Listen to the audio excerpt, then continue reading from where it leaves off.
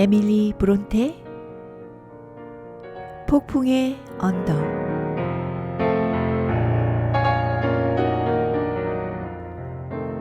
제 7장.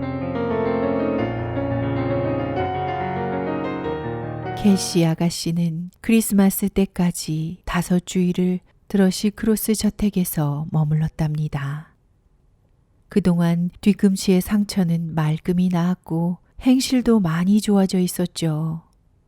언쇼아 씨는 틈틈이 찾아가 고운 옷을 입히고 구슬리고 해서 아가씨의 자존심을 자극시킴으로써 그 성질을 고치려는 계획에 착수했어요. 캐시 아가씨도 좋아했지요. 그리하여 집으로 돌아왔을 때는 모자도 없이 우리에게 달려들어와 모두가 숨도 못 쉬게 얼싸안는 거친 계집애가 아니라 매우 정숙한 아가씨가 되어 예쁘고 까만 조랑말에서 내리는 것이었어요. 깃털 장식이 꽂힌 수달피 모자 밑으로 갈색 고수머리를 늘어뜨리고 긴 모직 승마복을 입고 있었는데 의젓이 걸어 들어올 양으로 옷자락도 2손으로 집어들어야 했답니다. 힌들리 서방님은 아가씨를 말에서 안아 내리고 기쁜 듯이 소리쳤어요. 아니 캐시, 너 아주 미인이 됐구나. 못 알아보겠는데 이젠 아주 숙녀 같아. 이사벨라 린트는 비교도 안 되겠어. 그렇지 않아 프랜시스? 이사벨라는 타고난 바탕이 없는걸요. 아씨는 대답했어요. 하지만 아가씨도 집에 돌아와서 다시 거칠어지지 않도록 조심해야 해요. 엘렌, 캐서린 아가씨가 옷 벗는 걸 도와드려. 잠깐 기다려요. 고수머리가 헝클어지겠어. 내가 모자끈을 풀어줄게요. 내가 승마복을 벗기자 그 속에 멋진 격자무늬 실크 가운이며 흰 바지며 반들반들한 구두가 눈이 부실 정도였어요. 개들이 반가워 덤벼들었을 때 아가씨는 기쁜 듯이 눈을 반짝였지만 그 아름다운 옷에 개들이 매달릴까봐 쓰다듬어 주지도 않았어요. 아가씨는 제게 살며시 입을 맞추고 저는 그때 크리스마스 케이크를 만드느라 온통 밀가루 투성이어서 껴안을 수가 없었을 거예요. 히스클리프가 있는지 주위를 살폈어요. 언쇼 내외부는 그들이 만나는 것을 걱정스럽게 지켜보았어요. 용케 둘 사이를 떼어놓을 수 있을지 없을지 어느 정도 판단할 수 있으리라 생각했던 거죠. 히스클리프는 처음에는 좀처럼 눈에 띄지 않았답니다. 캐서린 아가씨가 집을 비우기 전에도 히스클리프는 남에게 관심을 두지 않았고 남의 관심을 받아보지도 못했지만 아가씨가 돌아온 뒤로는 10배나 더 그랬어요. 그에게 더러운 아이라고 일러주고 일주일에 한 번은 몸을 씻으라고 말하는 친절을 베푼 사람도 저밖에는 없었어요. 게다가 그 나이 또래에는 비누와 물을 천성적으로 좋아하는 아이는 거의 없는 법이죠. 그러니 3달 동안이나 진흙과 먼지 투성이인 채 갈아입은 적도 없는 그의 옷과 제대로 빗지도 않은 숱 많은 머리칼은 말할 것도 없었고 얼굴과 손은 기분이 언짢을 만큼 더러웠지요. 머리가 헝클어져서 나타나리라고 생각했던 제 짝이 그렇게도 아름답고 맵시는 아가씨가 되어 돌아온 것을 보고 그가 긴 의자 뒤에 숨어버린 것도 무리는 아니었지요. 히스클리프, 집에 없어?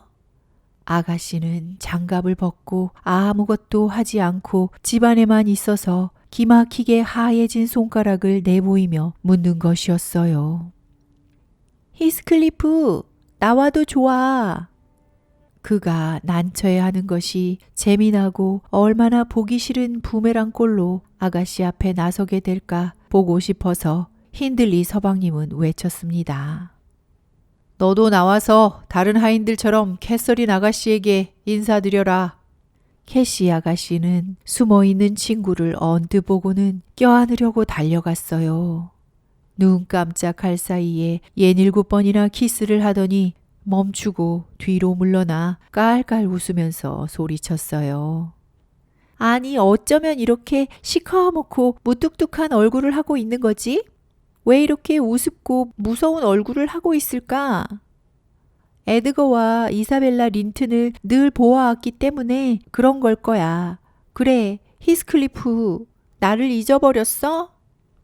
아가씨가 그렇게 묻는 데는 이유가 없지 않았지요. 수치심과 자존심이 그의 얼굴에 이중의 어둠을 던져 그가 꼼짝도 하지 않았기 때문이지요. 악수의 히스클리프. 언쇼 서방님은 친절을 베풀듯이 말했어요. 때로 그 정도는 괜찮지. 싫어. 그 소녀는 드디어 입을 떼어 대답했어요. 나는 웃음거리가 되고 싶지 않아. 그건 견딜 수 없어. 그리고 그는 그 자리를 빠져나가려고 했지만 캐시 아가씨가 그를 다시 붙잡았어요. 너를 비웃으려던 게 아니야. 그냥 어쩌다 웃음이 나왔지. 히스클리프, 그래도 악수는 하자. 뭐 때문에 시무룩한 거야? 네가 이상해 보여서 그랬을 뿐이야. 얼굴을 씻고 머리에 빗질을 하면 괜찮을 텐데. 하지만 지금은 너무 더러워. 아가씨는 잡고 있던 그 거무스레한 손가락을 걱정스러운 듯이 내려다보고 자기 옷도 살펴보았어요. 히스클리프의 옷에 닿아서 더러워지지나 않았나 생각한 거죠. 나를 굳이 만질 필요는 없었어. 히스클리프는 캐시의 눈치를 알아차리고 손을 빼면서 대답했어요. 앞으로도 마음 내키는 대로 얼마든지 더럽게 할 테야. 나는 더러운 게 좋아. 그래서 일부러 더럽게 하는 거라고. 그렇게 말하고는 그는 주인 내외가 껄껄대고 캐서린 아가씨가 몹시 난처해 하는 동안에 쏜살같이 밖으로 뛰어갔어요. 아가씨는 자기가 한 말이 그가 뛰쳐나갈 만큼 화날 만한 것이었는지 이해할 수가 없었죠. 돌아온 아가씨의 시중을 들고 난 뒤 저는 과자를 오븐에 넣고 크리스마스 이브답게 거실과 부엌에 불을 잔뜩 지펴 훈훈하게 만들고 나서 편안히 앉아 크리스마스 캐럴을 부르며 혼자 즐기려고 했어요. 조셉은 제가 즐겨 부르던 즐거운 노래는 보통 노래와 별로 다를 것이 없다고 놀렸지만 저는 그런 것쯤은 아무렇지도 않았어요. 조셉은 벌써 자기 방에 틀어박혀 혼자 기도를 드리고 있었어요. 언쇼 서방님 내외는 신세진대에 대한 보답으로 린튼 씨 댁의 자제분들에게 보내려고 캐서린 아가씨를 위해 사온 여러 가지 싸구려 물건들을 내보이면서 아가씨의 관심을 사려고 하고 있었죠. 서방님 내외분들은 린튼 씨 댁 자제들을 내일 워더링 하이츠에 초대하여 승낙도 받았지만 거기에는 한 가지 조건이 붙어 있었어요.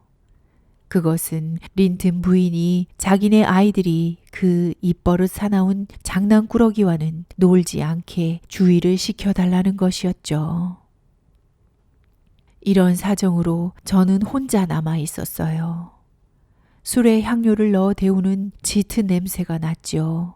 반짝이는 주방 용구와 호랑이 가시나무로 장식한 반들거리는 시계, 향료를 넣어 데운 맥주를 저녁 식사 때 곧 따를 수 있게 쟁반위에 놓아둔 은잔, 무엇보다도 제가 특별히 손질하여 티 하나 없이 깨끗이 닦고 말끔히 쓸어놓은 마룻바닥을 저는 뿌듯하게 바라보았어요. 마음속으로 그 하나하나에 박수를 보내고 나자 전에 이렇게 모든 것을 깨끗이 해놓을 때면 언쇼 어른이 들어오셔서 저를 바지런한 계집애라고 하시면서 크리스마스 용돈으로 1실링짜리 은화를 손에 살짝 쥐어주시던 생각이 났어요. 그러자 그분이 히스클리프를 좋아하신 일, 그리고 당신이 돌아가신 다음에 히스클리프가 푸대접을 받지는 않을까 염려하시던 일들 또한 생각났어요. 그런 일을 생각하니 자연히 그 불쌍한 소년의 지금 처지가 생각나서 노래를 부르다가 갑자기 울고 싶어졌어요. 하지만 눈물을 흘리기보다는 그 아이가 받고 있는 푸대접이 조금이라도 덜해지도록 노력하는 것이 더 현명한 일이라는 생각이 떠올랐지요. 저는 일어서서 그를 찾으러 안뜰로 걸어 나갔어요. 그는 멀리가 있지 않더군요. 마구간에 새로 들여놓은 조랑말에 윤기 있는 털을 쓸어주고 언제나 그랬듯이 다른 말들에게도 먹이를 주고 있었어요. 빨리 해, 히스클리프. 부엌이 참 아늑하고 좋아. 조셉은 위층에 올라갔고. 빨리 해. 그러면 캐시 아가씨가 나오기 전에 깨끗하게 옷 입혀줄 테니까. 둘이서 함께 앉아 난로를 실컷 차지할 수도 있고 잘 때까지 오래도록 이야기할 수도 있잖아. 그는 계속 말을 돌보면서 제가 있는 쪽으로는 얼굴도 돌리지 않았어요. 어서 와, 올 거지? 저는 계속 말을 했습니다. 둘이 먹어도 넉넉할 만큼 과자도 있어. 하지만 옷을 갈아입으려면 반 시간은 걸릴 거야. 5분쯤 기다렸지만 대답이 없기에 저는 들어왔어요. 캐서린 아가씨는 오빠와 올케와 함께 저녁 식사를 했어요. 저는 조셉과 같이 먹었지만 그쪽에서 잔소리를 하면 이쪽에서도 퉁명스러운 대꾸를 하고 해서 자리가 서먹해졌지요. 히스클리프 몫의 과자와 치즈는 요정들에게라도 준 듯이 밤새도록 식탁 위에 남아 있었어요. 그는 9시까지 이래저래 일을 계속하고는 말없이 무뚝뚝한 표정으로 제 방으로 들어가 버렸어요. 캐시 아가씨는 새 친구를 맞을 준비를 여러 가지 하느라 늦게까지 앉아 있었어요. 옛 친구와 이야기를 나누려고 부엌에도 한번 들렸지만 그는 가버린 뒤였고 아가씨는 그에게 무슨 일이 있었냐고만 묻고는 도로 들어갔지요. 다음 날 아침에 히스클리프는 일찍 일어났더군요. 그날이 일요일이었던 탓에 기분이 나쁜 채로 벌판으로 나가버리고 집안 사람들이 교회에 갈 때가 되어서야 다시 나타났어요. 먹지도 않고 반성을 하느라 기분은 좀 누그러진 것 같았죠. 제 앞에 와서는 한동안 우물거리더니 용기를 내서 불쑥 이렇게 소리쳤어요. 넬리, 날 보기 싫지 않게 해줘. 나도 점잖아지고 싶어. 잘 생각했어, 히스클리프. 너는 캐서린 아가씨를 슬프게 했어. 집에 돌아온 것을 후회하고 있을 거야. 모두들 아가씨를 너보다 소중히 하니까. 내가 시기하는 것 같아. 저는 말했습니다. 캐서린 아가씨를 시기하는 것 같다는 말은 알아듣지 못했지만 그녀를 슬프게 한다는 말은 분명히 알아들은 것 같았어요. 캐시가 슬프대? 그는 매우 심각한 얼굴로 물었어요. 내가 오늘 아침에 다시 나갔다니까 아가씨가 울었어. 나도 간밤에 울었단 말이야. 그는 대답했어요. 캐시보다도 내가 울 이유가 더 많지. 그래, 내가 오기로 밥도 먹지 않고 자러 간 것도 이유가 있었겠지. 저는 말했습니다. 오만한 사람들은 스스로 슬픈 일을 만드니까. 하지만 작은 일로 화를 낸 것이 창피하거든. 캐서린 아가씨가 들어오면 용서를 빌어 곁에 가서 입을 맞추게 해달라고 하고 그 다음에 어떻게 말할 것인지는 네가 더 잘 알겠지. 진심으로 그렇게 하는 거야. 옷차림이 훌륭해져서 서먹하게 했다는 눈치를 보여선 안 돼. 지금 나는 음식을 준비해야 하지만 틈이 나면 에드거 린튼이 옆에 오면 인형 정도로밖에 보이지 않을 만큼 너를 멋지게 차려줄게. 정말 에드거는 치장한 인형 같아. 너는 나이는 어리지만 틀림없이 키는 에드가보다 크고 어깨도 2배나 넓으니까 그 따위는 단번에 넘어뜨릴 수 있을 거야. 그렇게 생각하지 않니? 히스클리프의 얼굴이 순간 밝아졌어요. 그러다가 다시 어두워지면서 한숨을 내쉬는 거였어요. 그렇지만 넬리, 내가 그 녀석을 20번쯤 때려 눕힌다 하더라도 그 때문에 그 녀석이 덜 멋있어지고 내가 더 멋있어지지는 않겠지. 나도 머리색이 엷고 살결이 휘었으면 그리고 그 녀석처럼 옷 잘 입고 행실 점잖고 그만큼 부자가 될 기회가 있다면 좋겠는데. 그리고 걸핏하면 엄마 하고 울고. 저는 말을 이었습니다. 촌뜨기가 주먹을 쳐들어도 벌벌 떨고 비가 한참 쏟아졌다고 하루 종일 집에 처박혀 있고 싶다는 거지. 예, 히스클리프, 너는 약한 마음을 드러내 보이고 있어. 거울이 있는 대로 와. 내가 어떻게 해야 하는지 보여줄 테니까. 내 두 눈 사이에 있는 두 줄기의 주름살과 아치 모양으로 올라가지 않고 중간이 내려와 있는 저 짙은 눈썹, 그리고 쑥 들어간 저 시커먼 악마 같은 두 눈, 그 창을 당당하게 여는 법 없이 마치 악마의 첩자처럼 그 아래 숨어서 번뜩이고 있는 두 눈이 보여? 그 시무룩한 주름살을 활짝 펴고 눈꺼풀을 솔직하게 뜨고 악마 같은 두 눈을 아무것도 의심하지 않고 누구든지 분명한 적이 아닌 경우에는 친구라고 생각하는 숨김없고 순진한 천사와 같은 눈으로 바꾸도록 힘써. 발길에 채는 것이 당연한 벌이라는 것을 아는 듯 하면서도 그 아픔 때문에 발로 찬 사람뿐만 아니라 온 세상을 미워하는 사나운 똥개 같은 얼굴은 하지 마. 결국 에드거 린튼 같은 크고 푸른 눈과 번듯한 이마를 원해야 한단 말이지. 그는 대답했어요. 나도 소원이지만 그런다고 마음대로 되진 않지. 마음씨가 착하면 얼굴도 선해지는 거야, 이 사람아. 네가 진짜 검둥이더라도 말이야. 그리고 마음씨가 나쁘면 아무리 아름다운 얼굴도 보기 싫을 정도가 아니라 아주 흉측해지지. 씻고 빗고 시무룩한 얼굴도 하지 않으니까 너 자신이 좀 멋있어진 것 같지 않니?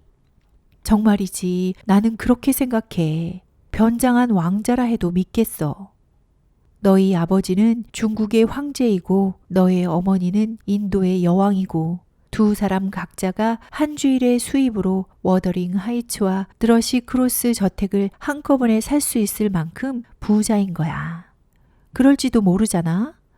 그리고 너는 고약한 뱃사람들에게 납치되어 영국으로 오게 된 거야. 만약 너 같은 처지라면 나는 내 태생이 귀하다고 생각할 거야. 그러면 하찮은 농부의 천대를 받는다 하더라도 아무렇지 않을 만한 용기와 위엄을 얻게 될 거야. 이렇게 저는 이야기를 계속했답니다. 그러자 히스클리프의 찌푸린 얼굴이 차차 펴지고 썩 유쾌해 보이기 시작했어요. 그때 우리의 대화는 한 길로 올라와서 안뜰로 들어서는 마차 소리 때문에 갑자기 중단되었죠. 히스클리프는 창으로, 저는 문간으로 달려갔는데 마침 린트 씨 댁의 두 남매가 외투와 털가죽에 숨이 막힐 만큼 쌓여서 자가용 마차에서 내리고 있고 언쇼 집안의 남매들은 말에서 내리고 있었어요. 겨울이면 그들은 흔히 말을 타고 교회로 갔거든요. 캐서린 아가씨는 린튼 집안 남매들의 손을 하나씩 잡고 거실로 데리고 와서는 불 앞에 앉혔어요. 그러자 두 아이의 흰 얼굴에 곧 붉은 빛이 돌았어요. 제가 히스클리프에게 어서 가서 귀염성 있는 표정을 지으라고 재촉하자 그는 기꺼이 제 말에 따르더군요. 그런데 재수없게도 그가 부엌 쪽에서 문을 열었을 때 힌들리 서방님이 반대편에서 그 문을 연 거예요. 두 사람의 얼굴이 마주쳤지요. 서방님은 히스클리프가 깨끗하고 쾌활한 것이 화가 나서였는지 아니면 린튼 부인과의 약속을 지키고 싶어서였는지 몰라도 그를 냅다 떠밀고는 성난 듯이 조셉에게 당부하는 것이었어요. 이 녀석을 이 방에 들이지 마. 식사가 끝날 때까지 다락방에 보내. 1분만 혼자 내버려둬도 파이를 손가락으로 쑤시고 과일을 훔치고 있을걸. 아니에요, 서방님. 아무것도 건드리지 않을 거예요. 이 아이도 우리와 마찬가지로 맛있는 것을 먹어야 하지 않겠어요? 하고 저는 대답하지 않을 수 없었어요. 어두워질 때까지 다시 아래층에 내려와 있는 게 내 눈에 띄었다간 내 주먹을 먹여주지. 저리 가. 뜨내기 녀석 같으니. 아니, 맵시를 부리려고 해?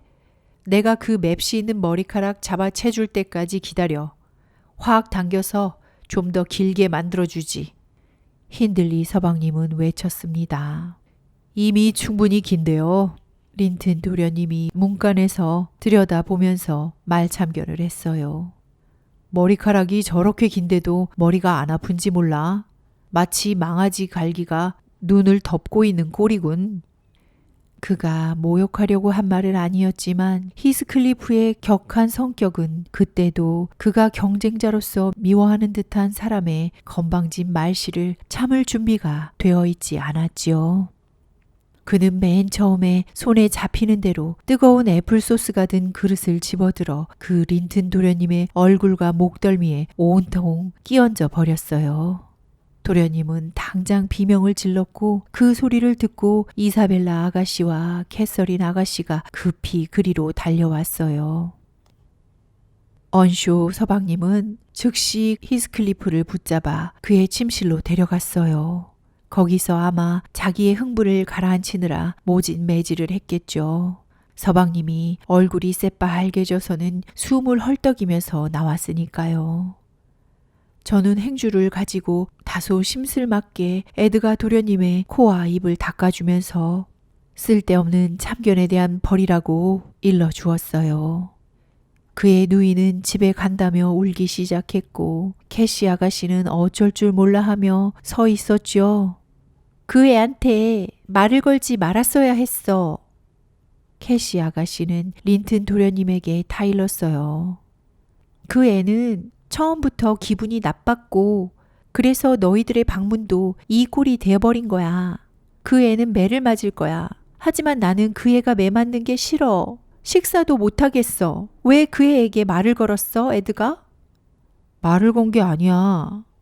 그 소녀는 내 손에서 벗어나더니 자기 손수건으로 아직 얼굴에 묻어있는 애플소스를 마저 닦으면서 흐느끼듯 말했어요. 그 애에겐 한마디도 하지 않겠다고 어머니와 약속했고 정말 아무 말도 안 했어. 자, 울지 마. 캐서린 아가씨는 경멸하듯이 말했습니다.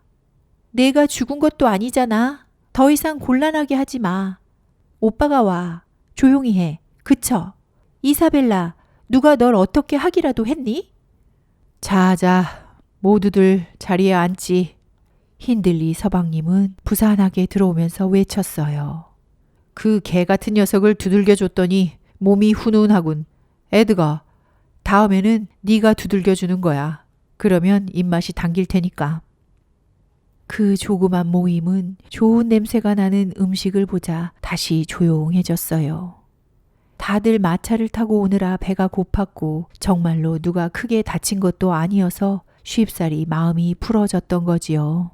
언쇼 서방님은 고기를 썰어서 접시에 가득가득 담아줬어요. 아씨는 명랑한 이야기로 그들을 즐겁게 했고요.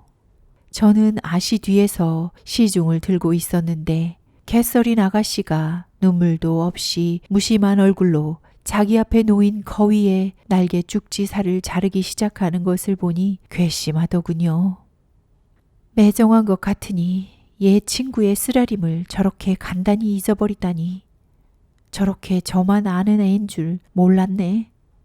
저는 혼자 생각했습니다.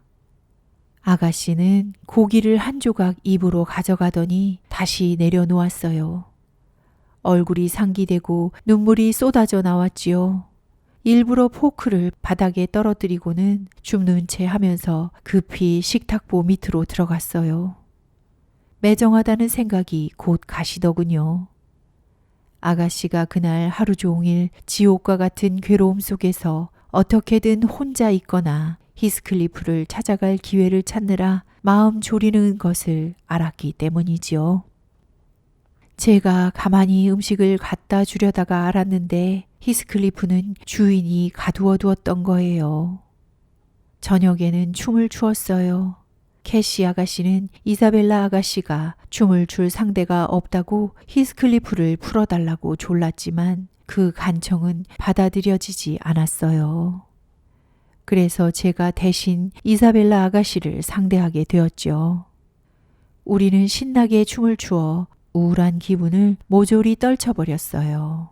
그리고 가수들 외에도 나팔, 트롬본, 클라리넷, 바순, 프렌치 호른과 첼로 등 모두 15명으로 구성된 기머튼 악단이 와서 우리의 즐거움은 한층 더했지요. 그 악단은 훌륭한 집들을 찾아 돌아다니며 크리스마스 때마다 기부를 받는데 우리는 그 악단의 노래를 듣는 것이 무엇보다도 즐거웠답니다. 을에 부르는 크리스마스 캐럴이 끝난 다음 우리는 그들에게 가곡과 합창곡을 청했어요. 음악을 좋아하는 언쇼 부인을 위해 그들은 노래를 많이 불러주었죠. 캐서린 아가씨도 음악을 좋아했어요. 그런데 아가씨가 계단 꼭대기에서 듣는 것이 제일 좋다고 말하고는 어둠 속으로 올라가기에 저도 뒤따라 올라갔어요. 밑에서는 우리가 없어진 것도 모르고 거실 문을 닫아버렸어요. 아가씨는 계단 꼭대기에서 멈추지 않고 히스클리프가 갇혀있는 다락방 쪽으로 더 올라가서 그를 불렀어요.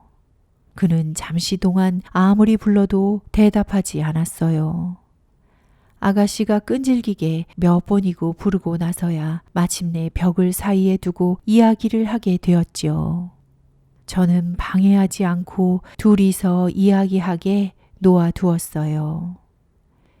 밑에서 노래가 끝날 무렵이 되어 악사들이 가벼운 음식들을 참이라고 생각하고는 캐서린 아가씨에게 깨우쳐 주려고 다락으로 통하는 사이를 올라가 봤죠. 그런데 캐서린 아가씨는 밖에 없고 방 안에서 소리가 들려오는 거였어요. 이 원숭이 같은 아가씨가 이쪽 다락방의 들창으로 해서 지붕을 타고 저쪽 다락방의 들창으로 들어간 거였답니다. 그래 아가씨를 구슬러서 다시 나오게 하느라고 저는 몹시 애를 먹었죠. 아가씨가 나왔을 때 히스클리프도 같이 나왔어요. 아가씨는 저한테 그를 부엌으로 데려가 달라고 졸라댔어요. 조셉은 우리가 불러달라는 노래를 악마의 노래라고 즐겨 말했는데 그 노래소리를 듣지 않겠다고 이웃집에 가 있던 참이었죠. 저는 그들에게 그들의 계약을 도울 생각은 조금도 없다고 말했지만 히스클리프가 어제 점심 이후로는 아무것도 먹지 못한 탓에 이번만은 힌들리 서방님을 속이는 것을 못 본 채 해주고 싶었어요. 히스클리프가 밑으로 내려왔기에 불 가까이 의자를 내주고 맛있는 음식을 많이 주었죠. 하지만 그는 속이 메스꺼워 거의 먹지도 못했고 그를 대접하겠다는 제 의도는 허사가 되어버렸답니다. 그는 무릎 위에 두 팔꿈치를 대고 손으로 턱을 받치고는 묵묵히 생각에 잠겨 있었어요. 제가 무엇을 생각하느냐고 묻자 그는 침울하게 대답했어요. 힌들리에게 어떻게 복수를 해줄까 생각하고 있었어. 언젠가 할 수만 있다면 기다리는 것쯤 괜찮아. 제발 나보다 먼저 죽지나 말았으면. 창피한 줄 알아 히스클리프. 저는 말했습니다. 고약한 사람들을 벌하는 것은 하느님이 하시는 일이야. 우리는 용서를 배워야지. 아니야. 하느님은 내가 맛볼 만족감을 맛보시지는 못할 거야. 그는 대꾸했어요. 나는 제일 좋은 방법을 알고 싶을 뿐이야. 나를 가만히 놔둬. 생각해 내게. 복수를 생각하는 동안엔 난 아무렇지도 않아. 그런데 주인님, 제가 깜빡했네요. 이런 이야기로는 기분 전환이 안 될 텐데 어쩌다가 이렇게 지루한 얘기를 계속하게 됐는지 죄송스럽군요. 죽은 다 식어버렸고 주인님은 졸고 계시는데 히스클리프의 사연 같은 것은 정말 필요한 대목이라면 대여섯 마디로도 충분히 이야기해 드릴 수도 있었을 것을. 이렇게 스스로 이야기를 중단하면서 가정부는 일어나 바느질거리를 치웠다. 그러나 나는 벽난로 앞을 떠날 수도 없을 것 같았고 졸음이라고는 전혀 오지 않았다. 가만히 앉아 있어요, 딘 부인. 반 시간만 더 앉아 있어요. 천천히 딱 알맞게 이야기했소. 그렇게 이야기하는 것이 나는 좋소. 그러니 끝까지 그런 식으로 이야기해주면 좋겠소. 당신이 이야기한 인물이 어떻든 간에 난 다 재미있거든. 시계가 11시를 치고 있는걸요. 상관없소.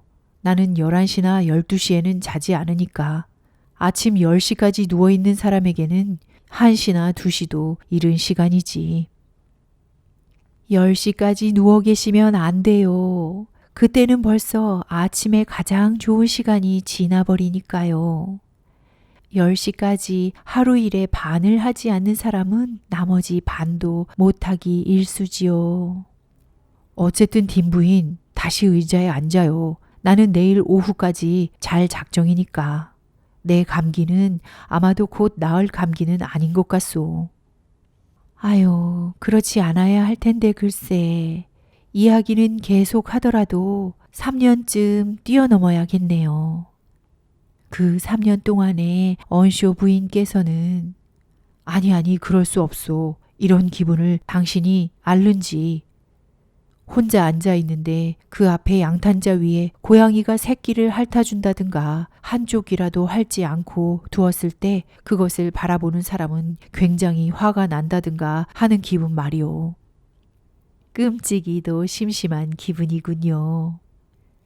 그와는 반대로 지루한 것 같으면서도 활기 있는 기분이지. 그것이 지금 내 기분이란 말이오. 그러니까 이야기를 자세히 계속해요.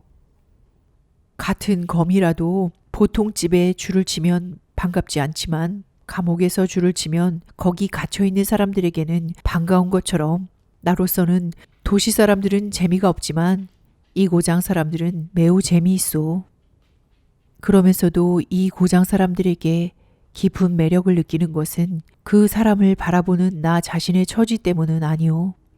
이 지방 사람들은 도시 사람들보다 더 열심히 좀 더 깊숙한 자기 속에서 살고 있기 때문에 도시 사람들처럼 껍데기일 뿐인 분주하고 하잘것없는 외적인 사물에 별로 마음 쓰지 않으면서 살고 있소. 이런 데서는 한평생 연애를 할 수도 있을 것 같소. 게다가 나는 어떠한 연애도 1년을 넘기지 못한다고 믿고 있는 사람이거든. 한쪽은 배고픈 사람에게 단 한 접시의 음식만 주어서 식욕을 온전히 그곳에 집중시켜 충분히 맛보게 하는 것이고, 또 한쪽은 프랑스인 요리사들이 차려놓은 식탁에 앉히는 것과 같아. 아마 그 전체 요리를 맛보는 즐거움이어야 한 접시에 집중하는 것 못지 않겠지만 요리 하나는 그의 관심과 기억에 거의 남지 않을 거요. 아니에요. 여기 있는 사람들도 알고 보면 어디 사람이나 마찬가지예요. 딘 부인은 다소 어리둥절한 듯이 깨우쳐 주었다. 미안하지만 하고 나는 응답했다. 첫째, 당신 자신이 그 주장에 반대되는 뚜렷한 증거라오. 대수롭지 않은 시골티를 제외하고는 내가 당신과 같은 계층의 사람들에게 특유한 것이라고 생각해온 표시 같은 것이 전혀 없소. 확실히 당신은 보통 하인들보다도 훨씬 깊게 생각해온 것 같소. 아마도 하잘것없는 일들에 시간을 낭비하면서 살 기회가 없으니 더욱 깊이 생각하는 능력을 기르지 않을 수 없었던 게지. 딘 부인은 웃었다. 확실히 저 자신을 꾸준하고 분별 있는 인간이라고 생각하고는 있습니다만 산골 구석에 살고 있어서 같은 얼굴과 같은 행동만 보기 때문은 아니고 엄격한 수련을 쌓아서 지혜도 배우고 게다가 아마 주인님이 생각하시는 것보다 책을 많이 읽어서겠죠. 제가 읽고 무언가 배우지 않은 책은 이 서재에 한 권도 없답니다. 물론 저기 꽂힌 그리스어와 라틴어 그리고 프랑스어 책은 놔두고요. 하지만 그리스어인지 라틴어인지 구별할 줄은 알지요. 가난한 사람의 딸로서 그 이상 바랄 수는 없지요. 정말 잡담식으로 이야기를 계속해야 한다면 하지요. 그럼 3년을 뛰어넘는 것은 그만두고 그 이듬해 여름인 1778년, 그러니까 지금으로부터 근 23년 전의 여름 이야기로 넘어가지요.